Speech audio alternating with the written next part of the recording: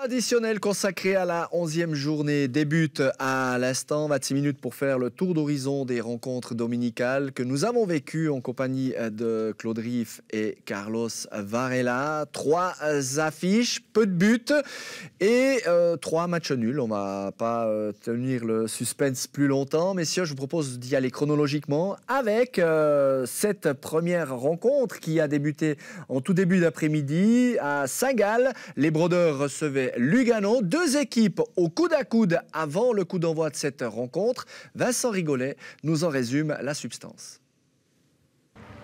Battu lors des 3 derniers matchs, Peter Zeidler voulait retrouver le goût de la victoire face à une équipe de Lugano qui restait sur 2 succès de rang.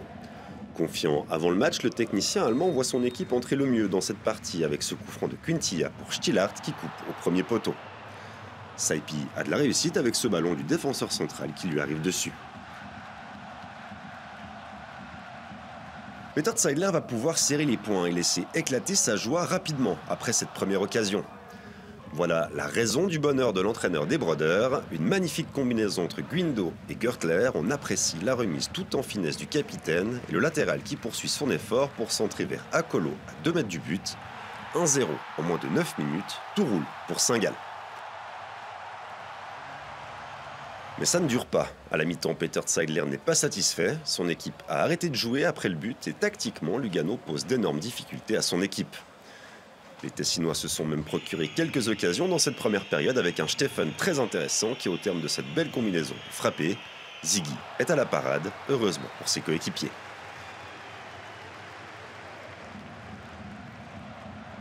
De retour des vestiaires, le coach des Saint-Gallois fait 2 changements histoire de retrouver un peu d'allant offensif. Et ça fonctionne un temps. Saint-Gall a quelques opportunités, en particulier des frappes de loin, comme ici, par Guindo. Saipi est attentif. Malgré ces possibilités, les locaux ne mènent toujours que d'1 but et la pression monte au Kibun Park, en particulier aux abords de la zone technique. Il n'est pas confiant, Peter Zeidler, et les résultats récents de son équipe ne sont pas de nature à le rassurer. Comment lui donner tort quand on voit ce qui suit? Accrochez-vous, c'est particulier. Balle d'arbitre pour Saint-Gall, Gertler perd ou rend la balle. Les Tessinois partent en contre avec Bottani qui temporise sur le côté gauche avant de percuter et de transmettre un petit ballon piqué vers Haile Selassie. Ce dernier parvient à centrer et Tselar, qui avait manqué les 2 derniers matchs blessé, est bien seul au point de pénalty et peut égaliser après avoir contrôlé. C'est bien trop facile pour le Slovène et c'est surtout incompréhensible de la part d'un joueur aussi expérimenté que Gertler.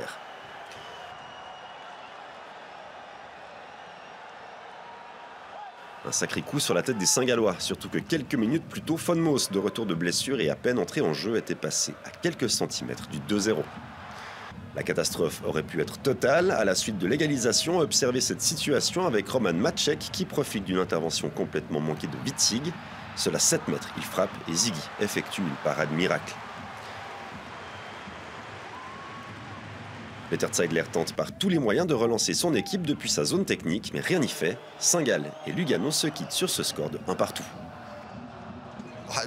On n'a pas perdu. Alors, les 3 derniers matchs, on a perdu. Il fallait casser cette série. On l'a fait, mais bien sûr, on aurait bien aimé gagner. C'était possible. Alors, on avait plusieurs fois la possibilité de marquer le 2e. Mais il ne faut jamais oublier qu'on a joué contre Lugano, qui eux-mêmes ont dit récemment qu'ils veulent bientôt jouer la Ligue des Champions. Alors, comme ça, on n'a pas joué contre n'importe qui. Alors, c'est comme ça. Il fallait toujours faire attention et une fois on n'a pas fait attention, c'est l'égalisation.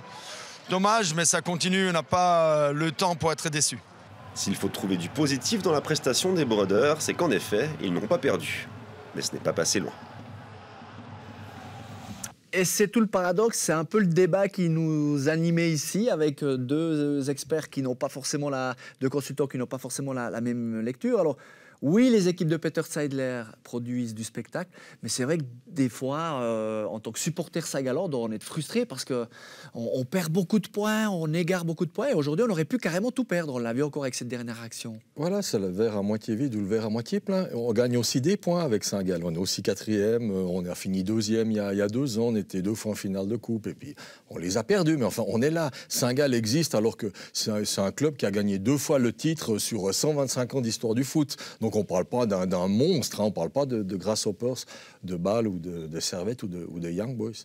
Donc effectivement, là je trouve que son football n'est pas récompensé pour l'instant par la percussion offensive et la qualité offensive, parce qu'il y a eu 5-5 dans les occasions de but, les finitions n'ont pas été extraordinaires, parce que de faire un pressing si haut, c'est justement, ça permet de ne pas être trop éloigné du but adverse pour avoir des gens frais qui peuvent tout d'un coup être très très dangereux. Puis c'est pas vraiment le cas. Alors des fois ça fonctionne moins bien, mais globalement, je trouve, c'est une équipe et un entraîneur très respectable.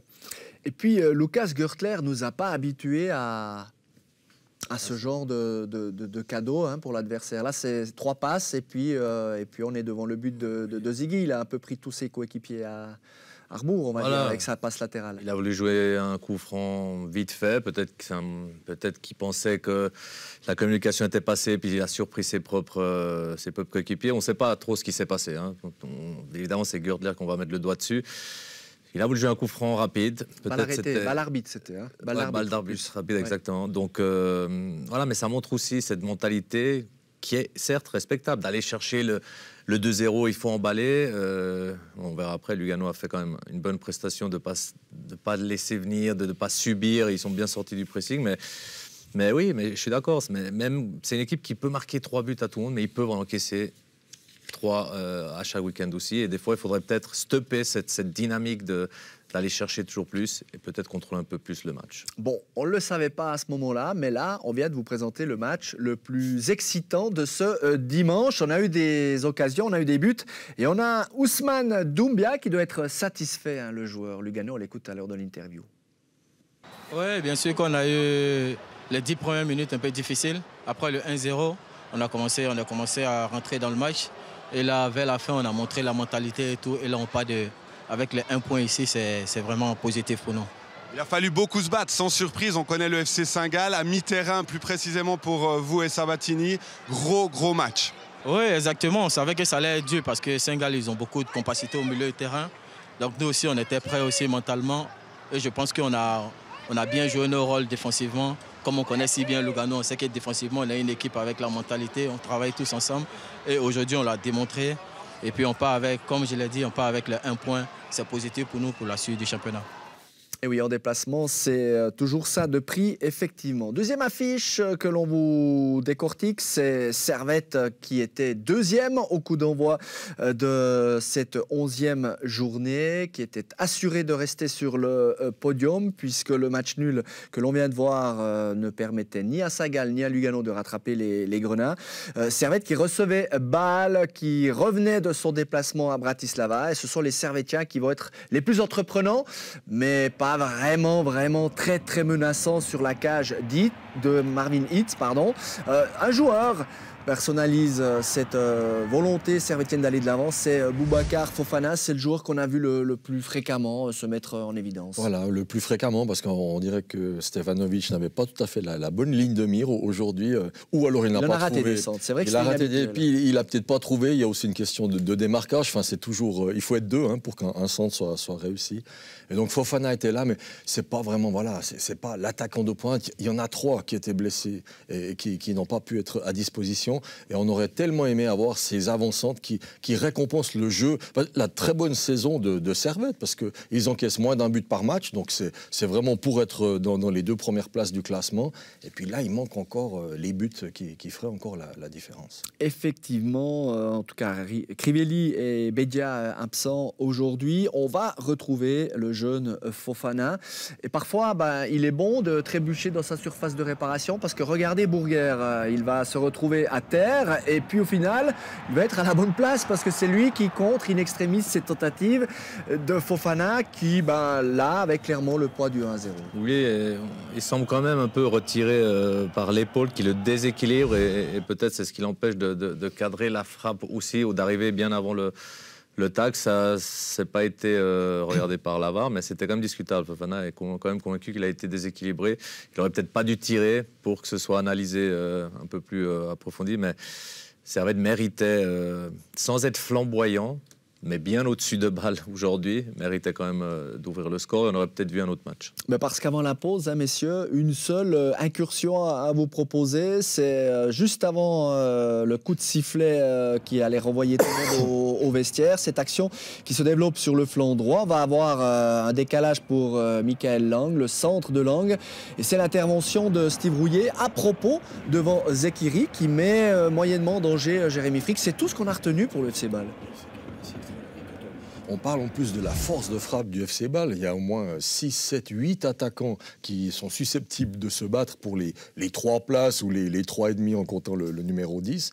Et puis, effectivement, on arrive à ce constat-là, parce que d'en avoir 8, moi, je pense que c'est mieux d'en avoir 3, puis ils jouent tout le temps, puis ils sont dangereux, ou d'en avoir 4, d'en avoir 8, et puis voilà, on voit qu'Alexander Frey... Ça frustre tout le monde, cette situation. Je sais pas, mais alors c'est clair qu'il y a aussi des nouveaux attaquants, parce que c'est presque tous des nouveaux qui doivent s'acclimater à l'équipe, à l'ambiance, au FC Bâle, donc c'est pas non plus la chose la plus facile.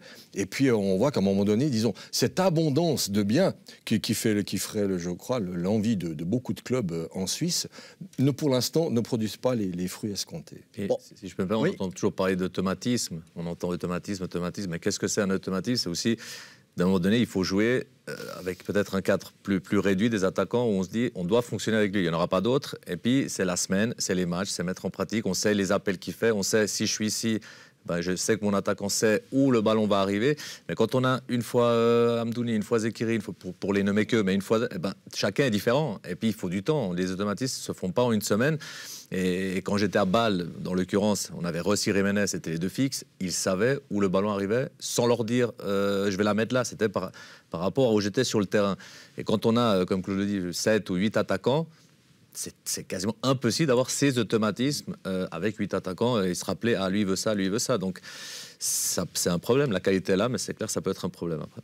Un problème qui se confirme, hein, puisque depuis le début de la saison, presque, tous nos consultants, vous êtes unanimes, on a empilé les joueurs de qualité plus ou moins égale.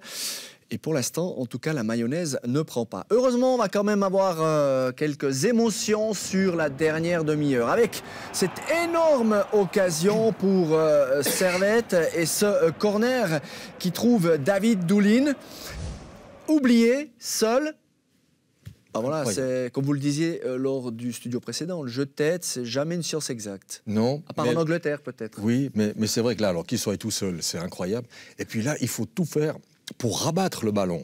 Parce que le pire, c'est qu'elle passe en dessus de la latte, puisque tout le monde, vous êtes au but et vous retenez. Donc, c'est étonnant qu'il n'ait pas cadré, parce qu'en rabattant le ballon, il y a pratiquement 80 à 90% de chances que ce soit but. Oui, parce que c'est l'occasion la plus nette. On le croyait avant les dernières minutes qui vont être à quelques centimètres de faire pencher la rencontre dans un camp ou dans un autre. J'ai envie de dire qu'avec ce que l'on a vu jusque-là, ça aurait été immérité pour Frick ou Hitz de capituler. Là, c'est Dan Endoy qui croise trop sa frappe. J'avais noté sur une erreur de Vouillot, la fatigue, mais aussi le bon pressing adverse. Exact, oui. Et immérité, c'est un petit mot.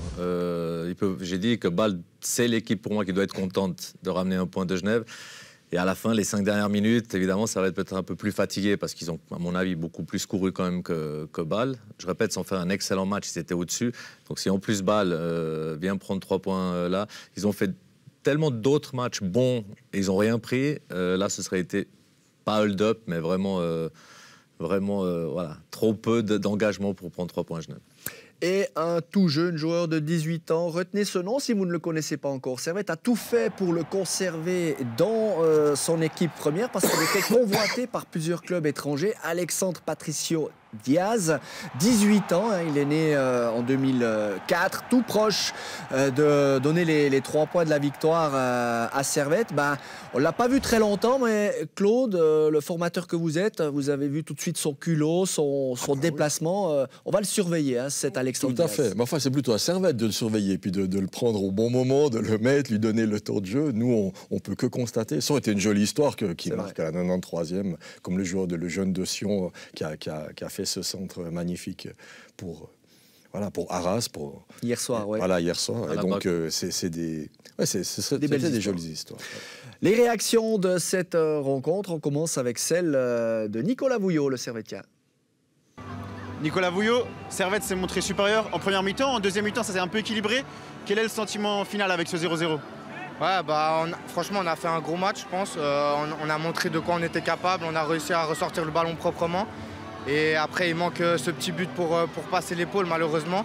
Mais voilà, on voit qu'aujourd'hui, on a fait franchement une belle performance. Mais c'est clair, un petit goût amer parce qu'on aurait aimé gagner à la maison. On a vu lors des dernières minutes, vous avez créé pas mal d'occasions, proche du 1-0. Est-ce qu'il y a un peu ce regret de ne pas avoir été peut-être assez conquérant en deuxième mi-temps? Oui, c'est sûr que je pense que si on avait un tout petit peu, 5% de plus d'envie devant le but, un peu plus agressif sur les derniers ballons, je pense qu'on aurait pu mettre sur 1-0, mais malheureusement, on a échoué aujourd'hui. Comme ça a déjà été le cas cette saison, quand l'attaque ne fait pas le job, derrière ça tient. 9 buts encaissés en 11 matchs, c'est un excellent total, notamment pour un défenseur comme vous. Ouais, c'est clair que c'est une bonne statistique. Après, on ne s'arrête pas là. Nous, on essaye derrière de faire notre job. Parce que pas de prendre de but, c'est finalement notre travail. On est défenseur. Et une fois qu'on réussit à un clean sheet, et puis le travail il a été fait derrière en tout cas. Quand on vous dit la théorie du verre à moitié vide ou à moitié plein, hein, là, Nicolas Vouillot a clairement choisi. Dans l'autre camp, Escandi Diouf, le Balois, lui, est heureux de repartir avec ce point dans ses valises. On l'écoute tout de suite. Andy Diouf, Bâle a eu une première mi-temps difficile, un peu mieux en deuxième. Au final, est-ce qu'on peut s'estimer heureux avec un point? On n'est jamais heureux avec un point parce qu'on voulait prendre les 3 points quand même. Après, c'est vrai qu'en première, on avait une tactique qu'on n'avait pas forcément l'habitude de jouer, mais on s'en est quand même bien sorti. En deuxième, c'était beaucoup mieux. Mais on a quand même des regrets parce qu'on a des occasions qu'on aurait pu mettre au fond, mais eux aussi. Donc on va dire que le nul est bien payé. Ouais, en deuxième mi-temps un peu mieux, mais il y a quand même, on sent une difficulté dans ce rendre dangereux. Qu'est-ce qui manque dans le jeu? Qu'est-ce qui ne fonctionne pas? Peut-être c'est l'accumulation des matchs. On sait que jouer 2 fois dans la semaine, c'est compliqué. Le Servette avait un match. Et je pense que c'est ça, mais sinon on s'entend bien, on commence à trouver les automatismes, mais on est serein pour la suite. Ouais, c'est sûr que l'accumulation des matchs n'aide pas. À l'extérieur aussi, c'est difficile, vous avez joué 3 matchs de suite à l'extérieur. 5 matchs, 5 points, qu'est-ce qui ne marche pas loin de la maison? Peut-être la confiance. Chez nous, on a la maison, plus de confiance. On est emmené par le 12e homme. C'est peut-être ça qui fait la différence. Il faut qu'on arrive justement à jouer à la maison comme on joue à l'extérieur. Troisième match de l'après-midi, le match des extrêmes. Ça fait tellement bizarre de le dire, entre le champion en titre actuel Lanterne Rouge et qui n'a toujours pas gagné le moindre match après 10 journées de championnat face à Young Boys qui a retrouvé son lustre. Pas si vieux que cela, hein, puisqu'on va dire que IB s'est mis en retrait une saison durant. On attendait une réaction, on l'a entendu au travers des propos de son entraîneur, Bo Henriksen, en avant-match du FC Zurich, une équipe solidaire qui aujourd'hui a donné beaucoup de fil à retordre à Young Boys. Pour preuve, ces séquences que l'on vous propose, celle de la première mi-temps, et les Zurichoises, 27e minute, avec une contre-attaque qui va permettre à Boraniazevic de se retrouver seul. Position quasi parfaite, en tout cas idéale, face à Fon Balmos. Il ne cadre pas. Ouais, il y a mieux à faire. Moi, la solution que j'aurais préférée, c'est le petit plat du pied au premier poteau. Souvent, les gardiens s'attendent à une frappe en force. Et là, il y avait la place au premier poteau. Rater, c'est sûr, mais Zurich était bien parti dans ce match. On est dans le temps additionnel et pour l'instant, Yannick Brecher n'a toujours pas eu la moindre intervention à faire. Voici la première sur cette tête de Rieder. On ne va pas dire qu'elle a inquiété démodérément le portier zurichois. Loin s'en faut. Par contre, ça va un peu s'animer en deuxième mi-temps avec un FC Zurich qui a passé la première mi-temps face au leader sans être trop en péril, commence à croire un peu en ses chances. Alors c'est un peu chaotique, vous en conviendrez, mais finalement, c'est une belle opportunité pour Marquezano qui se retrouve en position centrale face à Fon Balmos. C'est une énorme possibilité et on peut s'imaginer, c'est facile de le dire, que peut-être c'était dévié, que Marquezano aurait marqué la saison passée quand ils étaient premiers du classement.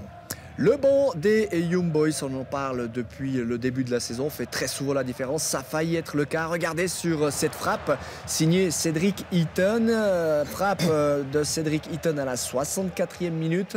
Il venait d'entrer en jeu 7 minutes auparavant. Au Greenwich, nouveau joueur arrivé également en provenance de Lucerne, va se mettre en évidence à la 86e minute. Sa frappe, croit-on, va finir dans le petit filet? Eh bien non. ça passe juste à côté. On va en rester à 0-0. La dernière occasion de cette rencontre, elle sera zurichoise avec Egun Tözin, le Nigérian qui est lui également entré en jeu en cours de match. Et il faut Fon Balmos vigilant, arrêt réflexe pour le portier des Young Boys. On va en rester là, messieurs, 0-0. Deuxième 0-0 de suite pour Zurich, mais il y a de quoi construire pour Henriksen. Oui, celui-là, je pense que c'est un bon 0-0 pour Zurich. On a vu le match en même temps que Servette Bâle. Ils ont tenu IB tout le match. Ça a été 50-50, des actions des deux côtés. On a de la peine à croire si quelqu'un tombe sur notre championnat, ils se disent pas c'est la lanterne rouge contre le premier, ça c'est sûr. Donc, pour l'entraîneur, nouvelle équipe, on aime bien pas encaisser. Il n'a pas encaissé. Contre IB, qui est quand même une machine à marquer des buts. Et il y a eu des occasions. Donc je pense que pour lui, à partir de là, il a, je pense, son premier match référence pour construire et faire jusqu'à Noël le mieux possible. Ben, la machine à but, Young Boys, c'est la deuxième fois de la saison qu'elle ne marque pas. À l'heure des réactions, on écoute Antonio Marchesano, le Zurichois. Antonio Marchesano, première question après ce match nul face à IB. On a dû déjà vous la poser, mais c'est un bon ou un mauvais point pour le FC Zurich? C'est un très bon point. Je pense que la prestation de l'équipe, c'était très bon, très solide, et ça qu'on avait besoin. Une prestation solide, à 0 derrière. On a eu des occasions où on a mal joué devant. C'est sûr qu'on doit travailler offensivement, mais je pense que la solidité de l'équipe, c'était la chose plus importante aujourd'hui.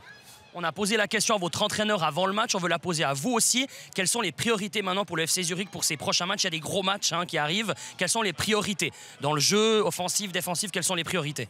Je pense pour faire des victoires, la base, c'est de travailler bien défensivement. Après, les buts vont arriver si on joue bien. On commence à jouer à 0 derrière. Après, si on fait toujours comme ça, on va gagner des matchs. Et aujourd'hui, c'était le premier pas vers la direction juste. Ouais, deuxième 0-0 pour le FC Zurich après le nul concédé à Winterthur la semaine dernière. IB, petit faux pas. Qu'en pense Cédric Sessiger? Cédric Sessiger, match nul contre le FC Zurich aujourd'hui. On a senti quand même un IB dominant, notamment dans la possession du ballon. Qu'est-ce qui a manqué à votre équipe aujourd'hui? Je pense que les derniers 30 mètres, c'était pas top aujourd'hui. On a eu de la peine à se créer des occasions, à être présent dans le box, à vraiment aller au bout des actions. Et puis voilà, défensivement, on était stable, on a donné peu d'occasions, mais malheureusement, on s'est créé peu d'occasions aussi. Puis après, ça donne ce 0-0. On aurait voulu plus, mais voilà, on prend ce point, on a rejoué à 0, et puis voilà, il faut aller de l'avant. L'aspect défensif, parlons-en. Votre prestation personnelle, la prestation de toute la défense, on l'a trouvée très intéressante. Vous partagez cette analyse, on a senti IB vraiment solide aujourd'hui. Je ne vais pas parler de moi personnellement, mais après, Lousti était de retour dans l'équipe, ça fait du bien aussi. Après, défensivement, c'était solide, mais toute l'équipe. On a défendu tous ensemble, comme d'habitude, comme on le connaît de nous cette saison. Et puis voilà, on sait que si on n'encaisse pas de goal, qu'on peut gagner les matchs. Mais voilà, aujourd'hui, il manquait un peu comme j'ai dit, les derniers 30 mètres pour vraiment aller au bout des actions pour trouver ce but. Je vous propose de faire un peu de comptabilité puisqu'on connaît les 5 résultats de cette 11e journée et les incidences au classement. On vous rappelle les 2 victoires à domicile hier et donc la bonne opération pour Sion et Winterthur qui sont les 2 équipes qui ont engrangé 3 points ce week-end. Pour le reste, c'est statu quo. Saint-Gall, Lugano, Servette Bâle et Zurich Young Boys vont tous engranger 1 point. Young Boys, Servette, 5 points d'avance. C'est idem avant cette journée-là. Session donc qui se hisse sur le podium, dépassant Saint-Gall et Lugano. Et en fond de tableau, Winterthur creuse un petit peu son avantage sur Zurich. 4 points au terme de cette 11e journée entre les 2 clubs zurichois. La prochaine journée arrive très vite, on vous l'a dit, on va jouer en milieu de semaine avec un match au goût de revanche. Sion se déplace à Winterthur ce mardi. Servette se déplace à Grasshopper jeudi avec un déplacement de Young Boys à Lugano et un FC Zurich toujours à la recherche de sa première victoire qui va à Bâle. Classement très intéressant avec 2 romans, Claude, qui sont sur le podium. et qui sont dans des formes plutôt intéressantes. Ah, c'est la bonne nouvelle, ça peut arriver tellement souvent au XXIe siècle d'avoir comme ça les clubs romans si bien placés. Mais il y a quand même une leçon d'humilité que le football nous donnera toujours, consultant avec toute l'expérience qu'on a. Qui aurait prédit que le champion de Suisse, maintenant, a 19 points de retard sur Young Boys. Young Boys qui doit combattre et qui se bat pour gagner le titre. Et après 11 matchs, que Young Boys a 19 points d'avance sur le champion suisse. Comme tout d'un coup, on peut passer de la lumière à l'ombre, de l'ombre à la lumière, et qu'effectivement, il y a une leçon d'humilité. En fait, le footballeur, tous les jours, doit se remettre en question, parce que ça repart de zéro. Et puis ce ventre mou, on avait peur que Young Boys s'échappe. Finalement, de temps en temps, qu'il laisse s'échapper comme ça des points dans un jour où ils sont un peu moins bien. C'est bien aussi pour l'intérêt. Pour nous. De toute façon, oui, on aimerait même que Zurich vienne coller tout ça, parce que la pause arrive vite. Hein. Je m'imagine pas à la pause voir Zurich en bas. Mais ce ventre mou, ça va aller jusqu'au bout. Il reste 5 matchs jusqu'à la trêve internationale, on le rappelle, puisqu'on mettra le championnat en parenthèse mi-novembre. On a joué en Challenge League aujourd'hui, un seul match au programme. Et la première victoire du FC Vaduz. Enfin, Vaduz qui joue sur la scène européenne et qui était toujours après 10 matchs sans victoire dans ce championnat. Cette anomalie est réparée. Et quelle démonstration 4-0 face à Ron Yverdon. Lausanne et Stade Lausanne font eux également la bonne opération du week-end. On le voit au classement puisque Lausanne est en tête avec 1 point d'avance sur le Stade Lausanne. Neuchâtel Xamax par contre est toujours au plus mal, lanterne rouge de cette Challenge League, alors qu'on a oublié de signaler qu'Yverdon est très bien calfeutré en 5e position de cette Challenge League. Voilà, la soirée pour nous va s'achever, mais pas la soirée football, puisque vous le savez, dans quelques 30 minutes, on vous retrouve Nicolas Menecre pour match après match. Oui, 30 minutes, 19h30, le rendez-vous pour évoquer deux FCB qui sont en quête de conquête cette saison. Le FCB suisse, Bâle, et le FCB espagnol, le FC Barcelone évidemment, qui a joué le Classico contre le Real Madrid de Karim Benzema. Très probable futur ballon d'or demain. On évoquera tout cela sur le coup de 19h30 avec Lorenzo Falbo, Vincent Rigolet et Jérémy Manière qui seront à mes côtés autour de la table. Merci. Eh bien, comme si ça avait été programmé, notre voix rocailleuse et automnale a décidé de nous lâcher juste en fin d'émission. Allez, il me reste quelques syllabes pour vous remercier, Carlos et Claude. C'était un plaisir de nous avoir accompagnés, même si aujourd'hui les filets n'ont pas beaucoup tremblé. On fera mieux la prochaine fois, on s'y engage. Merci pour votre fidélité. Le football, ça continue sur vous. Nous, on va aller prendre un bonbon au miel. Allez, salut, ciao.